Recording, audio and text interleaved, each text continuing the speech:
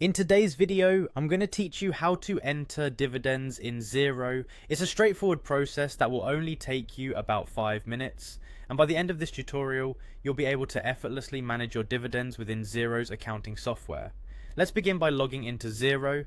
Open your web browser and head over to the Xero login page. Once you're there, you'll see the blue login button, which you'll need to click. If you haven't signed into Xero before or for a while, it might ask you for your credentials. Ensure you enter your registered email address and your secure password in their respective fields. After entering these, click the login button again to access your Xero dashboard. Now that you're in your dashboard, let's proceed. On the left hand side, you'll notice various options. You want to select the chart of accounts option. This section is where all your financial accounts are held, and it is essential for managing your business's financial transactions effectively. Next, look for the option to add account and click on that. This is where we will create a new account for dividends specifically. When prompted for the account type, select equity. Dividends fall under equity because they are essentially distributions of a company's earnings to its shareholders, and it's crucial to categorize them accurately for clear financial records.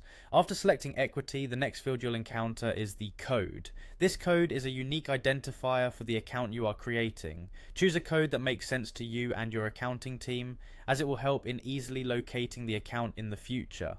Now let's move to the name field.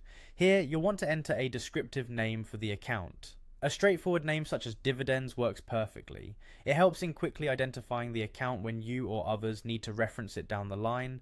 Once you have filled out these fields, double check the information and then click on the Save button. By doing so, you effectively add a new account dedicated to dividends within Xero, facilitating better management of your business finances through accurate and organized entries.